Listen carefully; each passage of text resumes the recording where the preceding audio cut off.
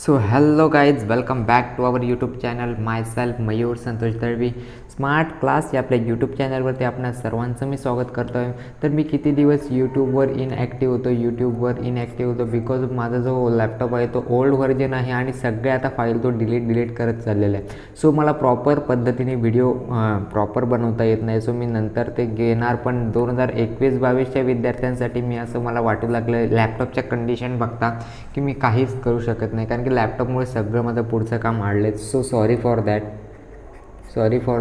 So आता मी ह्याच्यामध्ये जे 12th पासआउट झालेत सायन्स, कॉमर्स किंवा आर्ट्स या फॅकल्टीमधून, सर त्यांच्यासाठी मी करिअर गायडन्स म्हणजे कोणती फील्ड आपलं ब्राईट फ्युचर बनवू शकते, विच ब्रांच म्हणजे कोणती अशी जी ब्रांच आहे कॅन ब्राईट युअर फ्युचर, म्हणजे ते आपली फ्युचर ब्राईट करू शकतो. सो हे जर तुम्हाला बघायचं असेल तर watch till end. Instagram I D इथे मी मेन्शन केलेली आहे, मयूर_दळवी_1330. जर काही डाऊट आले तर तुम्ही मला विचारू शकता. ओके, सो आता इथे बघूयात most demanding courses in future. कोणकोणते मोस्ट डिमांडिंग कोर्सेस आहेत इन फ्युचरमध्ये. जर तुम्ही 12thला सायन्स घेतलं असेल, बट विदाऊट मॅथ्स किंवा विथ मॅथ्स तर ते सगळे मी तुम्हाला इथे कोर्सेस सांगणार आहेत. बट जे मी कोर्स सांगणार आहेत ना ते सगळे पॉप्युलर कोर्स सांगणार आहेत, म्हणजे असे सगळी कोकलभरती इथे भरून नाही ठेवणार, म्हणजे सगळं डिटेली एकदम नाही सांगणार. जे मी काय इथे म्हणलं जे डिमांडिंग आहेत ना तेच मी कोर्स तुम्हाला आता मी इथे ह्या व्हिडिओशी डिस्कस करणार आहे. ओके, सो आता इथे बघूयात best courses after the 12th science केल्यानंतर कोणकोणते कोर्सेस आहेत. BSc courses with mathematics BSc. जर तुम्हाला मॅथमॅटिक्स जर असून, मॅथ्स हा सब्जेक्ट 12वीला असून क्लास 12मध्ये सायन्स फॅकल्टीमध्ये क्लास 12 सायन्समध्ये जर आपल्याकडे मॅथ्स सब्जेक्ट असेल आणि तुम्हाला इंजिनिअरिंगमध्ये इंटरेस्ट नसेल तर तुम्ही काय करणार, BSc. ओके, सो BSc करणार तर BSc course with mathematics. So mathematics तुमच्याकडे आहे बट इंजिनिअरिंगमध्ये अजिबात इंटरेस्ट नाही आहे तुम्हाला, तर मग BSc कोर्समध्ये कोणते तुम्ही कोर्स कराल, कोणते डिमांडिंग कोर्स आहेत फ्युचरमध्ये, तर कोणकोणते आहेत ते बघा. इन इन्फॉर्मेशन टेक्नॉलॉजी म्हणजे BSc IT. ओके, आणि इन कम्प्युटर सायन्स म्हणजे BSc CS. हे जे दोन आहेत ते मोस्ट इम्पॉर्टंट म्हणजे मोस्ट डिमांडिंग कोर्सेस इन फ्युचरमध्ये मोस्ट डिमांडिंग आहेत, कारण की हे कम्प्युटर कोर्स आहेत, ते रिलेटेड टू दी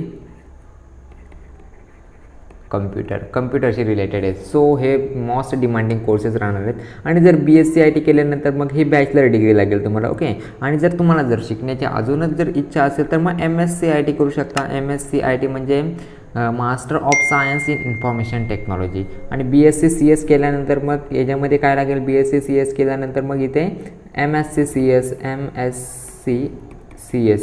CS पण तुम्ही करू शकता. ओके, बट आता मी तुम्हाला इथे सांगतोय की हा जो BSc इन कम्प्युटर सायन्स म्हणजे BSc इन कम्प्युटर सायन्स हा जो कोर्स आहे ना, त्याच्यामध्ये काही युनिव्हर्सिटी किंवा काही जे कॉलेज आहेत ना ते विदाऊट मॅथ्स पण आपल्याला अलाव करतात. विदाऊट मॅथ्स आपल्याला ॲडमिशन देतात, प्रोव्हाइड करतात ॲडमिशन. ओके, बट ते असे घाबरतात का तुम्हाला हार्ड जाईल, हे जाईल, ते जाईल. ओके, सो आपल्यावर एक सगळ्या गोष्टी हार्ड असतात त्या आपल्याला सोप्या करायला लागतात. सो माझं तर म्हणणं आहे की ज्यांनी मॅथ्स जर घेतलं नाही तर ते BSc CS ही एक बेस्ट अपॉर्च्युनिटी, जॉब अपॉर्च्युनिटी पण जास्त आहे या कोर्समध्ये, की बिकॉज ऑफ हे कम्प्युटर कोर्स आहे. याच्यामध्ये सगळे प्रोग्रॅमिंग असणार आहे. प्रोग्रॅमिंग म्हणजे C++, या ज्या पायथन, जावास्क्रिप्ट, जावा, SQL, HTML समथिंग ज्या काही लँग्वेज आहेत ना, प्रोग्रॅमिंग लँग्वेज, ते ह्याच्यामध्ये असणार ह्या 2 कोर्समध्ये. बट ज्यांनी मॅथ्स घेतलेलं आहे ना, मॅथ्स ज्यांचा म्हणजे स्ट्रॉंग आहे तर त्यांनी BSc IT मध्ये जावं.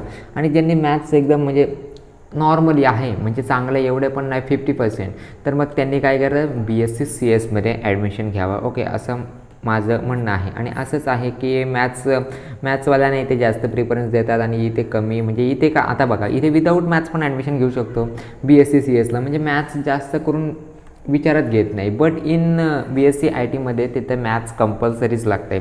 Okay, maths is compulsory. So आता बघूयात after class without mathematics after 12th. After 12 जे विदाऊट मॅथमॅटिक्सचे जे कोर्स आहेत ते आता बघूयात, विदाऊट मॅथमॅटिक्सवाले. सो विदाऊट मॅथमॅटिक्सवाले कोणते कोर्स आहेत आता ते मी दाखवतो इथे. Bachelor of the business administration म्हणजे BBA. Best job opportunity in फ्युचरमध्ये जास्त जॉब अपॉर्च्युनिटी आहेत ह्या कोर्समध्ये. ओके, सो BBAमध्ये तुम्हाला काय मिळणार आहे, BBAमध्ये तुम्हाला मिळणार आहे सगळं मॅनेजमेंटचं सगळं असणार आहे. BBA म्हणजे इथे बघा ना, बिझनेस ॲडमिनिस्ट्रेशन म्हणजे मॅनेजमेंट सगळं तुम्हाला शिकवलं जाणार आहे याच्यामध्ये. ओके, आणि हे केल्यानंतर मग तुम्ही BBA केल्यानंतर यू कॅन म्हणजे तुम्ही MBA करू शकता. म्हणजे इथे बॅचलर आहे ना, फक्त M म्हणजे master of the business administration म्हणजे MBA.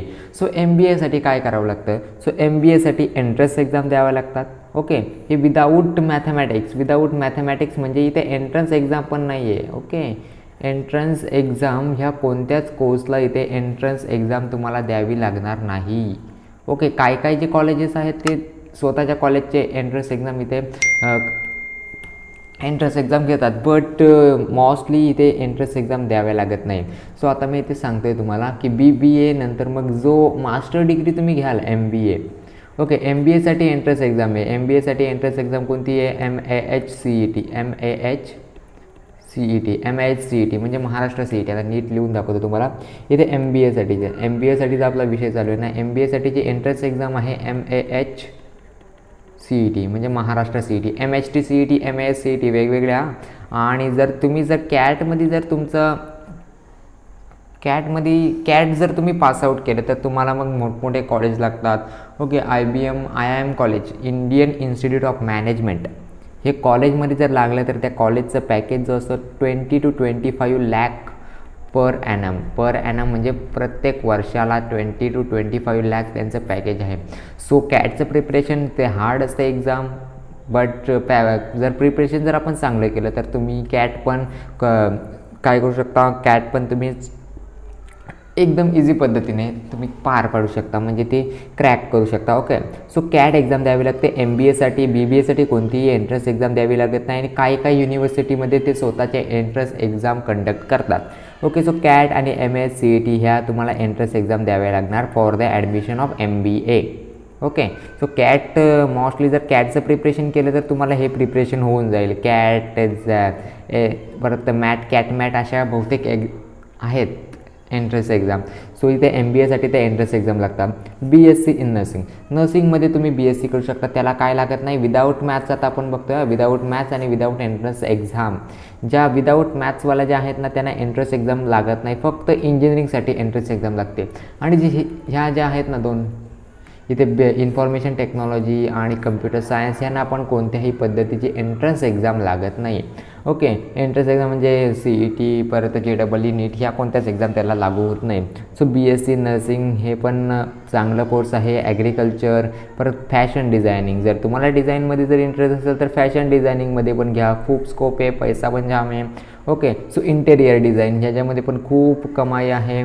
सो कॉस्मेटिक सायन्समध्ये पण खूप कमाई आहे इन फ्युचरमध्ये. मी सगळे कोर्स इथे घेतले नाही जे फ्युचरमध्ये डिमांडिंग आहेत.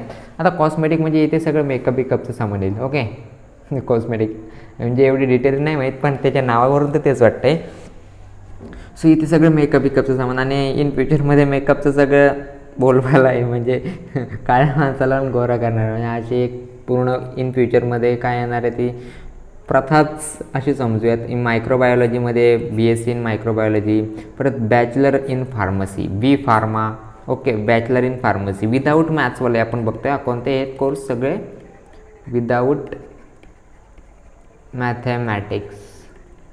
विदाऊट मॅथमॅटिक्स आपण हे कोर्स बघतोय. B.Pharmaला एंट्रन्स एक्झाम द्यावी लागते आय थिंक. ओके, B.Pharmaसाठी जी CET आपण देऊ शकतो. CET म्हणजे जर तुम्ही 12th जर केले ना तर ह्या ज्या एक्झाम्स आहेत ना, CET आहे परत NEET नीट एक्झाम आहे आणि JEE आहे. या तिन्ही एक्झामचं प्रिपरेशन तुम्ही चालू करा. म्हणजे CETचं जर आपण केलं, CET कशामधून जर PCMमधून जर केलं किंवा PCB, तर आपला म्हणजे नीट ही कशासाठी एक्झाम आहे, नीट ही एक्झाम डॉक्टरकीसाठी म्हणजे MBBSसाठी नीट ही एक्झाम आहे. परत कोणत्या जर GNM वगैरे असं बहुतेक म्हणजे popular course course in medical, ह्यासाठी आपल्याला काय लागणार आहे, ज्या एंट्रन्स एक्झाम ज्या आहेत त्या द्याव्याच लागणार आहेत. ओके, त्याच्याशिवाय ते कॉलेज अलाव करत नाही. सो इथे मायक्रोबायोलॉजी, इथे फार्मसीसाठी जर आय थिंक एवढी इन्फॉर्मेशन, आता मी जर तुम्हाला जर एकदम डिटेली जर इन्फॉर्मेशन पाहिजे असेल कोणत्या टॉपिकवर तर मला कमेंट करा. ओके, सो मी त्याच्यावर डिटेल एकदम इन्फॉर्मेशन, फक्त हे कोर्सेस आपलं कोणते आहेत ते मी ते डिटेली इथे सांगणार आहे तुम्हाला. सो बॅचलर इन फार्मसी हा 4 इयरचा कोर्स आहे.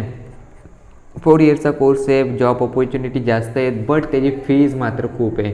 सो मी आमच्या एरियामध्ये इथे रसायनी एरियामध्ये इथे फीज जे आहे ना, इथे फीज आहे ती 3 लाख आहे. 3 लाख बी फार्मासाठी, आणि डी फार्मासाठी फी जी आहे ती 1.5 लाख आहे, म्हणजे 1.5 लाख. ओके, सो फीज जास्त आहे आणि नंतर मग जॉब ऑपॉर्च्युनिटी पण जास्त आहेत. बी फार्मानंतर तुम्ही एम फार्मा करू शकता. एम फार्मा आपण करू शकता. Okay, so bachelor in computer application, आता हे बॅचलर इन फार्मसी झाल्यानंतर बॅचलर इन कम्प्युटर ॲप्लिकेशन.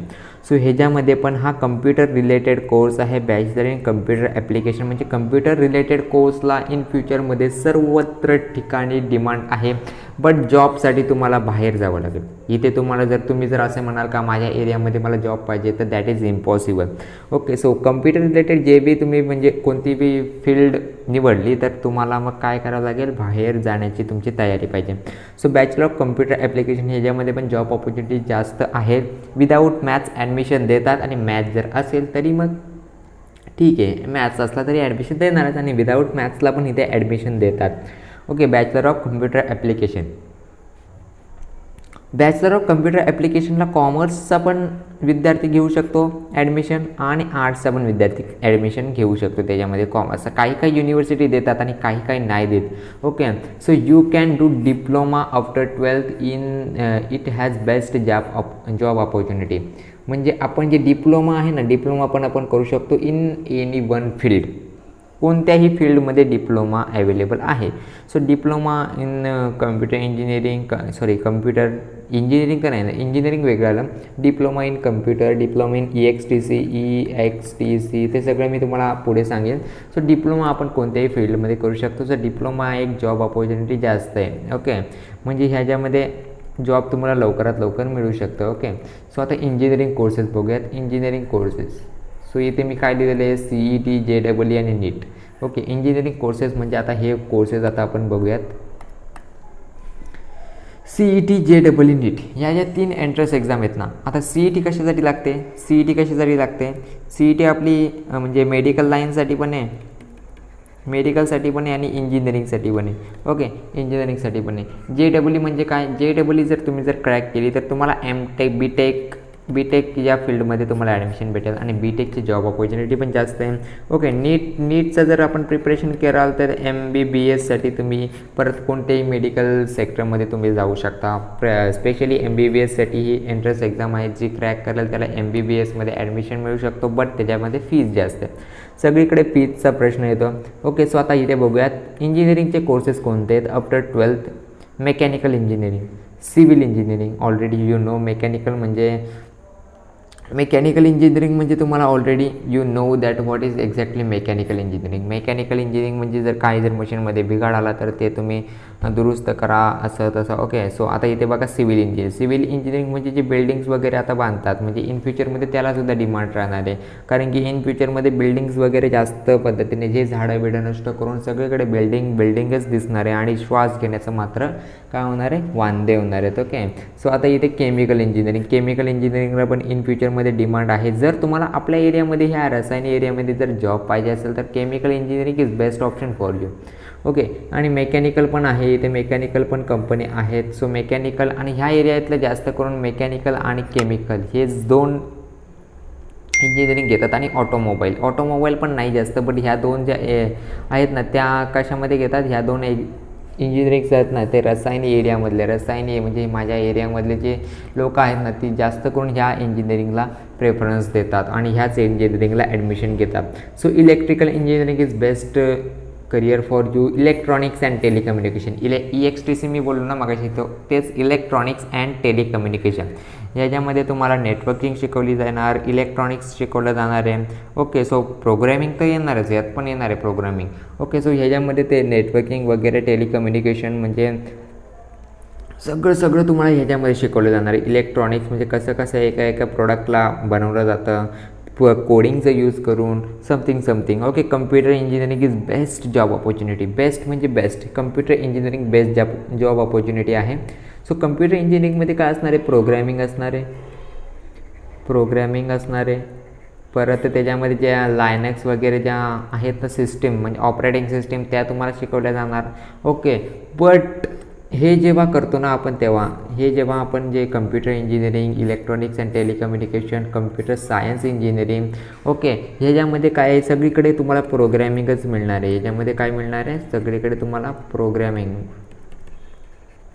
प्रोग्रॅमिंगच सगळीकडे तुम्हाला मिळणार आहे. ओके, सो आता हे प्रोग्रॅमिंग आता इन फ्युचरमध्ये मी शेवटी सांगेन की कोण जास्त करून आपले जॉब्स जे आहेत ना ते जाणार आहेत इन फ्युचरमध्ये. सो कोणती फील्ड तुमच्यासाठी बेस्ट राहील मी सगळं तुम्हाला डिटेली सांगणार आहे. सो ऑटोमोबाईल इंजिनिअरिंग म्हणजे गाड्या वगैरे बनवणे, त्यांना स्वतः मॉडिफाय करणे, ते ऑटोमोबाईल इंजिनिअरिंगमध्ये येतं. ॲग्रिकल्चर इंजिनिअरिंग म्हणजे शेतीचं हे प्रकार आहे. न्यूक्लिअर इंजिनिअरिंग आणि architectural engineering. Already you know that familiar आहेत हे सगळ्यांशी, म्हणजे ह्या जॉबसाठी इन फ्युचरमध्ये डिमांड आहे. ओके, ॲग्रिकल्चरला तर आहेच, न्यूक्लिअरला पण आहे, आर्किटेक्चरला पण आहे. मी सगळे जे डिमांडिंग आहेत ना तेच मी घेतलेले आणि बाकीचे फालतू आहेत ते मी घेतलेले नाही आहे. या व्हिडिओमध्ये मी इन्व्हॉल्वच केले नाही आहेत. सो आता इथे बघा, इथे कोर्सेस फॉर दी कॉमर्स स्टुडंटसाठी जे काही कोर्सेस आहेत ते मी आता इथे तुमच्यासमोर मांडतो आहे. बॅचलर ऑफ दी कॉमर्स म्हणजे BCom तुम्ही करू शकता. परत BCom इन फायनान्स किंवा फायनान्स किंवा अकाउंटमध्ये तुम्ही BCom करू शकता. ओके, बॅचलर ऑफ लॉ म्हणजे LLB करू शकता. कॉस्ट अँड मॅनेजमेंट अकाउंट म्हणजे CMA करू शकता. चार्टर्ड अकाउंटन्सी म्हणजे CA करू शकता. CA तुम्ही होऊ शकता, पण जाम मेहनत घ्यावी लागेल. Okay, bachelor of business administration म्हणजे BBA तुम्ही ह्या फील्डमध्ये पण घेऊ शकता. BBA आताच मगाशी आपण BBA पण इथे चेक केलं ना, कुठे जरा बघूयात आपण. BBA पण आता इथे आपण मगाशी चेक केलं. हे बघा इथे आपण हे बघा इथे BBA आपण इथे पण चेक केलेलं आहे. सो आपण BBA आपण ह्या फील्डमधून पण करू शकतो. कोणत्या तर या कॉमर्समधून पण आपण BBA करू शकतो. ओके, सो आता कॉमर्समधून पण आपण BBA करू शकतो. कॉमर्सवाल्यांना हे कंपनी सेक्रेटरी म्हणजे CS आपण घेऊ शकतो. कॉमर्स म्हणजे बेस्ट जॉब ऑपॉर्च्युनिटी आहे. सर्टिफाईड फायनान्शियल प्लॅनर तुम्ही बनू शकता. ह्या फील्डमध्ये ॲडमिशन घेऊन तुम्ही नंतर मग त्याच्या रिलेटेड जे जॉब्स आहेत ते तुम्ही करू शकता. बॅचलर ऑफ इकॉनॉमिक्सचं बॅचलर तुम्ही बनवू शकता. मॅनेजमेंट स्टडीज आपण BMS जास्त करून आता BMSमध्ये कॉमर्सवाले स्टुडंट BMSला जास्त करून ॲडमिशन घेतात. आणि प्लेन BComमध्ये तर नाही घेतात, बट अकाउंटन्सी अँड फायनान्समध्ये तर घेतातच. ओके, जास्त करून BMSला जास्त करून जातात. BMS म्हणजे बॅचलर ऑफ मॅनेजमेंट स्टडी म्हणजे सगळं मॅनेजमेंटचं इथे तुम्हाला शिकवलं जातं. So courses for the arts स्टुडंटसाठी इथे BBA करू शकता. सो BBA अँड BCA हे जे दोन कोर्स आहेत ना, BBA अँड BCA हे जे कोर्स आहेत ना ते तिन्ही फॅकल्टीवाले लोक म्हणजे पर्सन करू शकतात. म्हणजे सायन्सवाले पण करू शकतात, कॉमर्सवाले पण करू शकतात आणि आर्ट्सवाले पण करू शकतात. Okay, BBA and BCA. BBAचा फुल फॉर्म काय आहे, बॅचलर ऑफ बिझनेस ॲडमिनिस्ट्रेशन आणि BCA म्हणजे bachelor of computer application.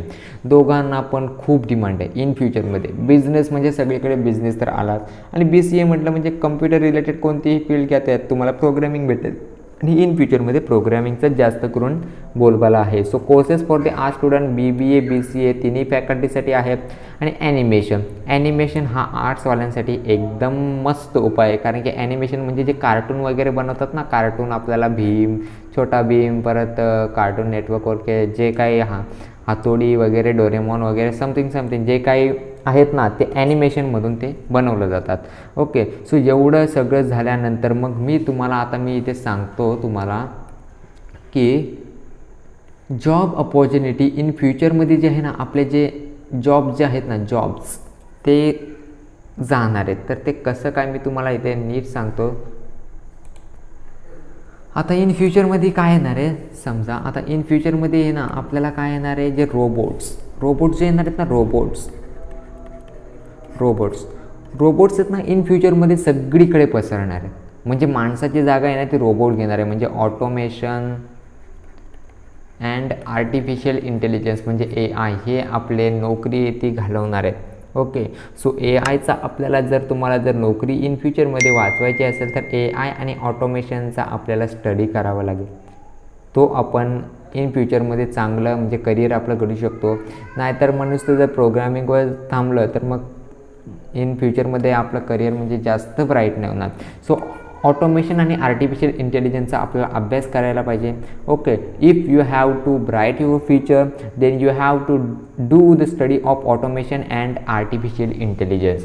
Okay, artificial intelligence आणि ऑटोमेशनचा आपल्याला स्टडी करायला पाहिजे. तेव्हाच तुमचं फ्युचर काय होणार आहे, ब्राईट होणार आहे. ओके, आणि आता कम्प्युटर फील्डला तर आहे डिमांड, तर आहे खूप डिमांड आहे. बट त्याच्यामध्ये पण ऑटोमेशन आणि आर्टिफिशियल इंटेलिजन्स हे आपले जॉब्स काय आहेत इन फ्युचरमध्ये घालवणार आहेत. ओके, सो आता रोबोट्स आहेत ना, रोबोट्स प्रोग्रॅमिंगचा यूज करून, रोबोट्स कशाने बनणार आहेत, सगळं प्रोग्रामिंगचा यूज करून, प्रोग्रामिंगचा यूज करूनच आपल्याला काय बनणार, रोबोट्स. सो प्रोग्रामिंग कशात येते, प्रोग्रामिंग ज्या फील्डमध्ये ते त्यांना इन फ्युचरमध्ये डिमांड असणार आहे. बरोबर, प्रोग्रामिंग कशात येते, कम्प्युटर इंजिनिअरिंगमध्ये येते. Computer engineering, BSc IT, BSc CES, परत BCA, इलेक्ट्रॉनिक्स टेलिकम्युनिकेशन ह्याच्यामध्ये. म्हणून ह्या फील्डला जे आहेत ना, म्हणजे आता मी तुम्हाला सांगतो इथे की आता इथे बघा जरा, मी आता ब्राईट करतो ना त्यांना इन फ्युचरमध्ये खूप डिमांड आहे. ओके, सो आता इथे बघा मी इथे ब्राईट करतो electronics and telecommunication, computer engineering, computer science engineering and electrical engineering. इलेक्ट्रिकलला जास्त नाही, पण हे जे 3 आहेत ना, हे 3 यांना इन फ्युचरमध्ये डिमांड आहे. बिकॉज तिथे काय असणार आहे, सगळीकडे काय असणार आहे, तिथे असणार आहे सगळीकडे प्रोग्रॅमिंग. सो प्रोग्रॅमिंग असल्यामुळे इन फ्युचरमध्ये प्रोग्रॅमिंगचं सगळीकडे बोलबाला आहे. कारण की प्रोग्रॅमिंगचा यूज करून आपण काय बनवू शकतो, रोबोट्स. आणि इन फ्युचरमध्ये रोबोट्सच सगळीकडे दिसणार आहेत. तुम्हाला माणसाची जागा काय घेणार आहेत, रोबोट घेणार आहेत. सो ऑटोमेशनमध्ये पण हेच येणार आहे, सगळे programming. So computer engineering, BSc CS, BSc IT, परत BCA हे जे 3 आहेत अनग्रॅज्युएट कोर्स. ओके, आणि जे इंजिनिअरिंगमध्ये येतात BE और बीटेक इन कशामध्ये, कम्प्युटर इंजिनिअरिंगमध्ये, CSमध्ये कम्प्युटर सायन्स इंजिनिअरिंगमध्ये, आणि EXTC म्हणजे इलेक्ट्रॉनिक्स अँड टेलिकम्युनिकेशन. हे जे मी आता जेवढे सांगितले ना त्यांना इन फ्युचरमध्ये खूप डिमांड आहे. ओके, आणि बाकीच्यांना पण आहे, बट मोस्टली ह्या कोर्सना जास्त करून डिमांड आहे. सो तुम्ही प्रोग्रामिंगमध्ये जर इंटरेस्ट असाल तर ह्या कोर्समध्ये तुम्ही ॲडमिशन घेऊ शकता आणि आपला फ्युचर ब्राईट करू शकता. कारण की इन फ्युचरमध्ये जे रोबोट्स आहेत ती माणसाची जागा वापरणार आहेत, आणि माणसाच्या जागेवर रोबोट जर काम करायला लागले तर माणसाची नोकरी जाणारच आहे. सो किती सिम्पल आहे, माणसाच्या जागेवर जर म्हणजे रोबोट जर काम करत असतील, सो सिम्पल ना, माणसाची नोकरी तर जाणारच आहे. सो मोठमोठ्या कंपन्या आता रोबोट्सवर काम करायचं चालू केलं. आणि रोबोटिक्स इंजिनिअरिंग पण तुम्ही करू शकता, बट त्याला खूप खर्च पण आहे आणि बाहेर पण जावं लागेल. ओके, सो रोबोटिक्स इंजिनिअरिंग पण तुम्ही करू शकता. बेस्ट जॉब अपॉर्च्युनिटी आणि सॅलरी पण, पॅकेजेस पण जास्त मिळणार. सो आता एवढं झाल्यानंतर आता मी तुम्हाला काही इथे मी काय देतो आहे, आता वेबसाईट देतो. जर तुम्ही BScमध्ये ॲडमिशन घ्यायचं असेल, जर तुम्हाला BScमध्ये जर ॲडमिशन पाहिजे असेल, BScमध्ये जर ॲडमिशन पाहिजे असेल तर युनिव्हर्सिटीचा फॉर्म फिलअप करायला लागतो. स्पेलिंग चुकली जरा. BScमध्ये जर तुम्हाला जर ॲडमिशन घ्यायचं असेल तर युनिव्हर्सिटीचा फॉर्म फिलअप करायला लागतो. ओके, युनिव्हर्सिटीचा फॉर्म म्हणजे इंजिनिअरिंगसाठी पण लागतो, बट आता युनिव्हर्सिटीचा जो फॉर्म आहे ना, मुंबई युनिव्हर्सिटीचा, जर तुम्हाला जर दुसरीकडे जर नागपूर युनिव्हर्सिटी जर कोणती जर चेंज करायची असेल तर तिथल्या युनिव्हर्सिटीचा तुम्हाला फॉर्म भरावा लागेल. BScसाठी आणि इंजिनिअरिंगसाठी पण असतो, इंजिनिअरिंगसाठी पण युनिव्हर्सिटीचा फॉर्म असतो. बट आता 5 ऑगस्ट टू 14 ऑगस्ट युनिव्हर्सिटीचा फॉर्म सुटलेला आहे. 5 ऑगस्ट टू 14 ऑगस्टपर्यंत तुम्हाला BScसाठी युनिव्हर्सिटीचा फॉर्म फिलअप करायचा आहे. ओके. आणि त्याची जी वेबसाईट आहे, त्याची मी वेबसाईट इथे सांगतो तुम्हाला. त्याची जी वेबसाईट आहे ती त्याची जी वेबसाईट आहे ती mum.digitaluniversity.ac.in. ओके. ही जी mum.digitaluniversity.ac.in ही कशासाठी आहे, BSc वाल्यांसाठी, जे आता 5 ऑगस्ट ते 14 ऑगस्टपर्यंत त्यांना डेट दिलेली आहे युनिव्हर्सिटीचं फॉर्म फिलअप करण्यासाठी. सो आजची तारीख आहे 13 ऑगस्ट. तो उद्याचाच दिवस आहे आजचा आणि उद्याचा दिवस. तर लवकरात लवकर ज्यांना काही आयडिया नाही आहे तर त्यांनी ते फॉर्म फिलअप करून घ्यायचं आहे. ओके. आणि इंजिनिअरिंगसाठी जे युनिव्हर्सिटीचे फॉर्म सुटणार आहेत ते कधी सुटणार आहे, CETची एक्झाम झाल्यानंतर. CETची एक्झाम झाल्यानंतर, आणि CETची एक्झाम आहे ती 4 सप्टेंबर टू 9 सप्टेंबर ह्याच्या दरम्यान आहे. अजून डेट फिक्स नाही आहे, ऑफिशियली अनाऊन्स होईल. सो ह्याच्यामध्ये तुम्हाला CETची पण डेट तुम्हाला समजेल. सो या पिरियडमध्येच लागेल. परत युनिव्हर्सिटीचं फॉर्म सुटलेलं आहे आजचा आणि उद्याचा दिवस 13 ऑगस्ट आजची तारीख, आणि उद्याची तारीख आहे 14. ओके. उद्याची तारीख कोणती आहे, 14 तारीख आहे. सो 14 तारखेला आपल्याला लास्ट तारीख दिलेली आहे, आणि तुम्ही फॉर्म जर भरला नाही तर मग नंतर प्रॉब्लेम होऊ शकतो. सो आत्ताच्या आत्ता जाऊन लगेच ती वेबसाईट मी इथे पण मेन्शन केलेली आहे, त्याच्यामध्ये जाऊन तुम्ही ते फॉर्म फिलअप करू शकता. आणि आता CETची फक्त वेबसाईट दाखवतो, आणि CETसाठी एक अपडेट अजून आलेली आहे, ती मी एक स्पेशल व्हिडिओ त्याच्यासाठी बनवेल, थोडीशीच होईल 5-10 मिनटाची. सो CETची जी एक्झाम आहे, म्हणजे एक्झाम नाही, CETची जी वेबसाईट आहे ती mahaCET.org. ह्या वेबसाईटवर जाऊन तुम्ही फॉर्म फिलअप करू शकता. सो याची डेट संपलेली आहे, आणि त्याची जी डेट आहे ती पुन्हा एकदा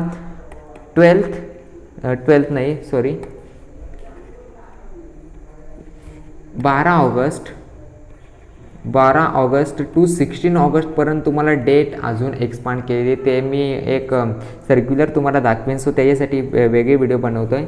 ओके. सो आता जे आहे मी काय बोललो तुम्हाला, फक्त तुम्हाला मी आता सांगितलेलं आहे BScसाठी जे ॲडमिशन घेतात त्यांना युनिव्हर्सिटीचा फॉर्म भरायला सांगितलेलं आहे. युनिव्हर्सिटीचं त्यांनी फॉर्म भरायचं आहे. मी इथे mum.digitaluniversity.ac.in ही आपली वेबसाईट आहे, mum.digitaluniversity.ac.in. ओके. सो याच्यामध्ये जाऊन तुम्ही ते भरू शकता, फॉर्म फिलअप करू शकता, युनिव्हर्सिटीचा फॉर्म फिलअप करू शकता. युनिव्हर्सिटीचा फॉर्म कशासाठी, BScसाठी. आणि इंजिनिअरिंगसाठीचं युनिव्हर्सिटीचं जे फॉर्म आहे ते अजून सुटण्यासाठी थोडासा टाईम आहे. So wait for that. आणि नंतर मग आता BScवाल्यांचे जे ॲडमिशन आहेत ते स्टार्ट झालेले आहेत, आणि जे विथ मॅथ्स आणि